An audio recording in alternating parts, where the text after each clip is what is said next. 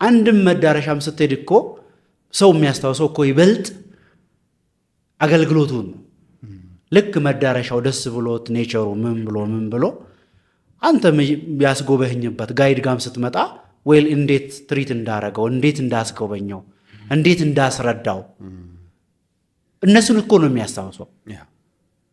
ሎካል ጋይዱን ከም ስትሄድ ወደ ምግብ ቤትም ሲሄድ አቴንዳንቶቹ ነው የሚያስታውሰው።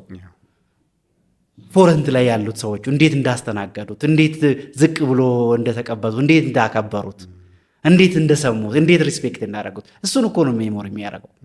ኢቭን ኢፍ ሼፍ ኢዝ ቢሃይንድ ይጣፍጣል ቢልም ማለት ነው ሰርቪስ ከዛ ጋር አያይዞ ተያያዥ ስለሆነ።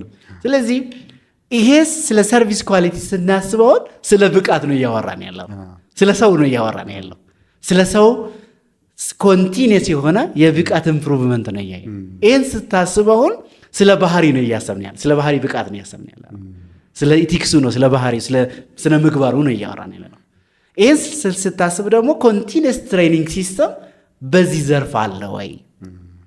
እንደዚህ አይነት ኢንስቲትዩሽኖች ምን ያህል ናቸው? ምን ያህልስ ደግሞ ሪሰርች ቤዝድ ናቸው? ጋፕ ቤዝድ ናቸው? ምን ያህል የኛ ትሬኒንግስ ደግሞ ተግባር ተወከር ነው ብለህ ስታይ በዚህ ክፍተት ነው ያለበት። ኢቭን በዚህ በአሁኑ ሪፎርም ይሄ ኮንሲደር መደረግ አለበት። ብቃት ኢዝ ኮንቲኒየስ ኢትስ ኖት ዋን ታይም